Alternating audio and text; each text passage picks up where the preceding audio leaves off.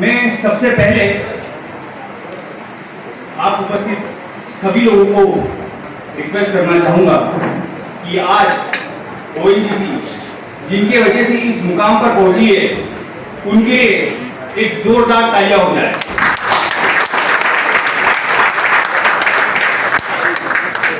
साथ ही साथ मैं आप सभी को रिक्वेस्ट करूंगा कि आप ओएनजीसी के लिए एक बार तालियां बजा दीजिए, क्योंकि ओएनजीसी के अपने जो सेवानिवृत्त कर्मचारी है उनको रिटायरमेंट के बाद भी ध्यान रखिए।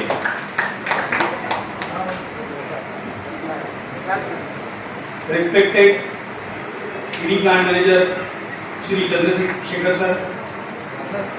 यहाँ पर उपस्थित हमारे बीसीसी मेंबर्स, कलेक्टिव्स के मेरे साथी, एस्टो ओबीसी एम्प्लॉइज वेलफेयर एसोसिएशन कर्मचारी संगठन के मेरे साथी, यहाँ पर उपस्थित all India SC employees welfare association के मेरे ऑफिस बेयरर्स और एग्जीक्यूटिव मेंबर्स,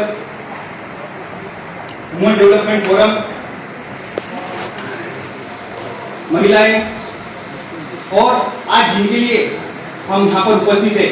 ऐसे हमारे सेवानिवृत्त कर्मचारी और उनका परिवार, आपका मैं फिर से ओएनजीसी की तरफ से बहुत बहुत स्वागत करता हूं। मैं आप सभी को मेरी ओर से और all India SC employees welfare association की पूरी टीम की ओर से ओएनजीसी दिवस पर बहुत बहुत बधाई देता हूं। आज ओएनजीसी को बनकर 67 वर्ष हो चुके हैं,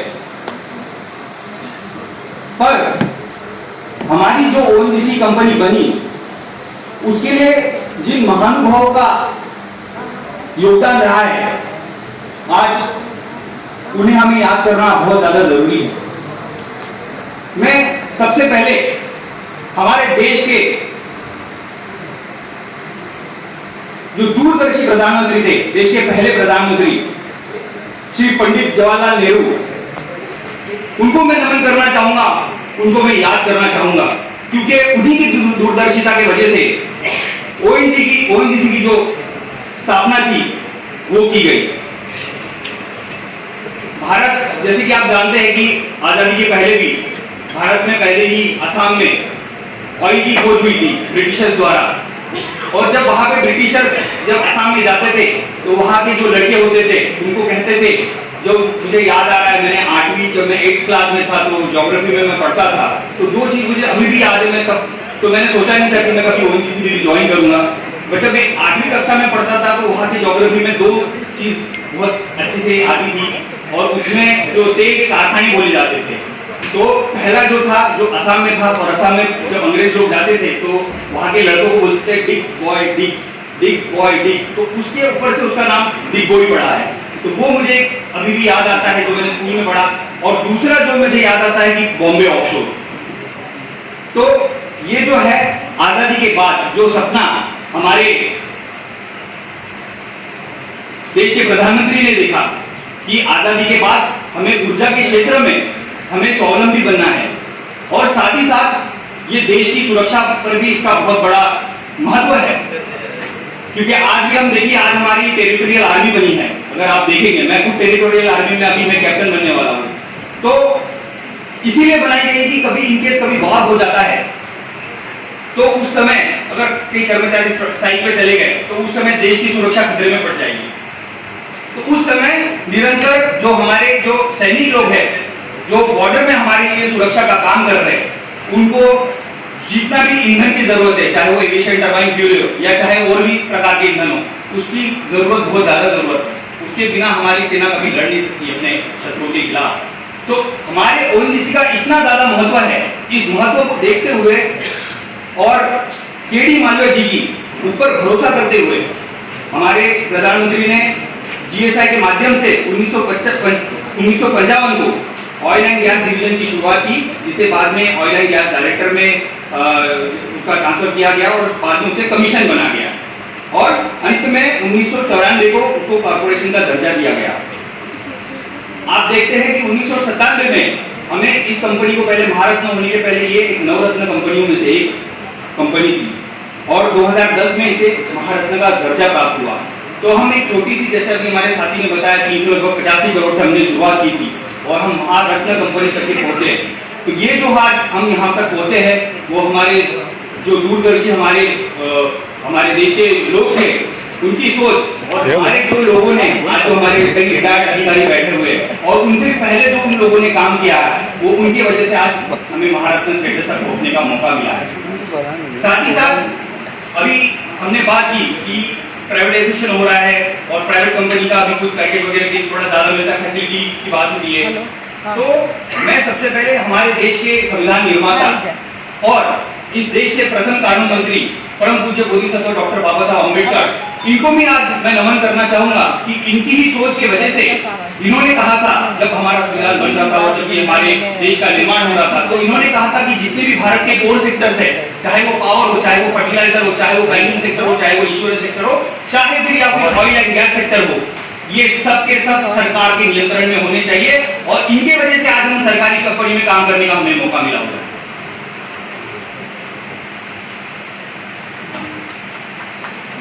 आज मैं उन सभी ओएनजीसी के कर्मियों का धन्यवाद करता हूं जिन्होंने ओएनजीसी को इस मुकाम पर पहुंचाया है और इस मुकाम को पहुंचाने के लिए सिर्फ अपने योगदान ही नहीं दिया, अपने प्राणों की आहुति भी दी इन लोगों ने। तो इसलिए आज हम सबको सैल्यूट करना चाहिए। आज ओएनजीसी अगर भारत में जितना काम कर रही है तेल और गैस के क्षेत्र में, तो हम पूरे कंपनी भारत में जितनी भी कंपनियां हैं उनको मिलाकर हम देश में 80% ऑयल एंड गैस का प्रोडक्शन कर रहे हैं। तो ये हमारे लिए बहुत गर्व की बात है। ओएनजीसी हजीरा प्लांट को, जैसे कि आप सभी जानते हैं, ज्वेल ऑफ ओएनजीसी कहा जाता है और उसने अब तक, जैसे कि अभी हम एडवर्टाइजमेंट के लिए हमारे इश्तिहार और न्यूज़पेपर्स में की हमने ये बात कि अब तक 300 बिलियन क्यूबिक मीटर गैस को हजीरा बीजापुर जगदीशपुर की पाइपलाइन के थ्रू हमने देश के विभिन्न जो 2500 से 3000 किलोमीटर की पाइपलाइन है उसके थ्रू जो देश में अलग अलग जगह पे, जहाँ पे पावर प्लांट लगे हुए, जहाँ पे फर्टिलाइजर फैक्ट्रीज लगी हो और अन्य जो फैक्ट्रीज लगी हो उनको प्रोवाइड किया और देश की ऊर्जा की जरूरतों को पूरा किया हुआ है। साथ ही साथ आप अभी तक देख सकते हैं कि 58 मिलियन मेट्रिक टन जो वैल्यू एडेड प्रोडक्ट्स है, जैसे कि अभी मैंने थोड़ी देर पहले बताया कि जो एविएशन टरबाइन फ्यूल है वो कितना स्ट्रेटेजिकली हमारे देश के लिए इंपॉर्टेंट है। डोमेस्टिक पर्पस के लिए तो इंपॉर्टेंट है ही, पर हमारे देश की जो सुरक्षा है उसके लिए भी कितना जरूरी है। तो उसमें आज भी हमारे यहाँ से देखो रिलायंस में जाता है, अलग अलग एयरपोर्ट पे जाता है और यहाँ से हम बाकी जगह पे एविएशन टरबाइन फ्यूल को भेजते हैं। साथ ही साथ हम नैफ्था का प्रोडक्शन करके उसको CQ-63 प्लांट में भी हम डिस्पैच कर रहे हैं। पहले हम टैंकर्स के थ्रू जाता था, अभी हमारा पाइपलाइन हमने बिछाई है तो डायरेक्ट हमारा कनेक्टिविटी हो गई है। और साथ ही साथ हम केरोसिन का प्रोडक्शन है, XSG का प्रोडक्शन है। ये सारे जो वैल्यू एडेड प्रोडक्शन है इसका लगभग हमने 58 बिलियन मेट्रिक टन का हमने प्रोडक्शन किया हुआ है। इसी साथ में मैं ओएनजीसी को दिल से शुक्रिया अदा करना चाहूंगा कि सिर्फ ओएनजीसी ने सिर्फ हमारे देश की ऊर्जा की जरूरतों को पूरा नहीं किया है, बल्कि अपनी जो सामाजिक जवाबदारी है, जो सोशल रिस्पॉन्सिबिलिटी, जिसे हम कॉर्पोरेट सोशल रिस्पॉन्सिबिलिटी बोलते हैं, उसको बहुत ही बढ़िया तरीके से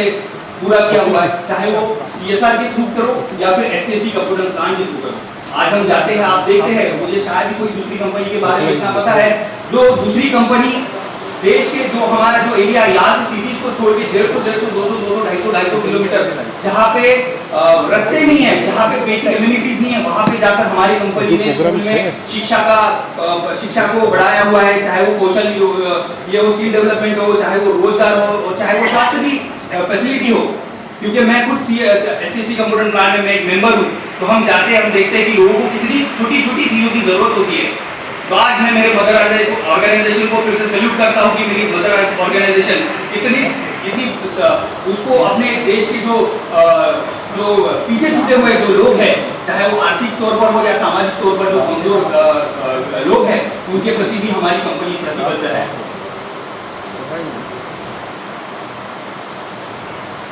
आज जैसे कि हमने ओएनजीसी में शपथ ली,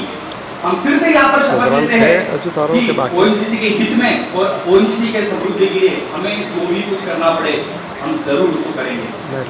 अंत में जाते जाते मैं आप सभी को 67वें ओबीसी दिवस स्टेज पर पटी गयो प्रोग्राम तो मंगल कामना हार्दिक शुभकामनाएं देता तेवो हूं। निकरो एम और साथ ही साथ हमारे 75वीं आजादी की वर्षगांठ पर आपको उसके पूर्व दिवस पर आपको बहुत बहुत बधाई देता हूँ, आपको मंगल कामनाएं देता हूँ। और साथ ही साथ हमारे देश के प्रधानमंत्री श्री नरेंद्र दामोदर मोदी जी ने जो हमें एक घर घर तिरंगा का जो आश्वासन दिया है, उसको आज हम 13 से 15 अगस्त तो मनाएंगे, हम घर घर में उसको सेलिब्रेट कर रहे हैं। पर एक छोटी सी बात मैं आप लोगों को बताना चाहूंगा जो मुझे लगती है कि जब मैं कई बार देखता हूँ या युवाओं को देखता हूँ, मेरे जैसे युवाओं को देखता हूँ और कई लोगों को देखता हूँ कि उनको वो सिर्फ झंडा लेके ही सिर्फ घर पे झंडा लगाना या सिर्फ झंडे के साथ हम बाइक रैली निकालना या उसके साथ चलना, सिर्फ इतना ही झंडे का हम सम्मान नहीं होता है। जब तक हमें उस झंडे के 3 कलर 4 कलर बेचे, तिरंगा बोला जाता है पर मैं कहता हूँ उसमें 4 कलर है क्योंकि उसमें अशोक चक्र भी है, वो नीले रंग का कलर है। तो जब तक उसके एक एक कलर की हम उसको सम्मान के साथ उसको नहीं समझ पाएंगे कि पहला कलर के लोगों के लिए कितना बलिदान और शौर्य का प्रतीक है। व्हाइट कलर हमें बोलता है कि समानता में रहना है, भाईचारे में रहना है, आपस में बैर नहीं रखना है, हम सब पहले और अंततः भारतीय है। और ग्रीन कलर हमें उन्नति को दर्शाता है और अशोक चक्र कहता है कि आपका जीवन गतिमान है। उसमें 24 आरे है और 24 आरे प्रतीक करता है 24 घंटे दिन के, और हर घंटे हमको मूवमेंट करना है। जहाँ पे मूवमेंट नहीं होती वहां पे आपका स्टैग्नेशन होता है, वहां पे आपकी मृत्यु है। और आपका जो वीर जो घूमता है वो आपके जीवन को दर्शाता है। तो अगर असली इसमें ये मेरी बात है, मैं आपके ऊपर थोपना नहीं चाहूंगा, पर अगर असली आदर्श और मूल्य अगर हम झंडे का अगर लेना चाहे और झंडे ने जो हमें मैसेज दिखाया है, जो समझाया है, अगर उस राह पर हम चले तो भारत को एक फिर से जो हमारा प्राचीन भारत एक समय में सर्वशक्तिशाली देश था, उसको फिर से बनाने में हमें कोई नहीं रोक सकता। जय हिंद, जय भारत।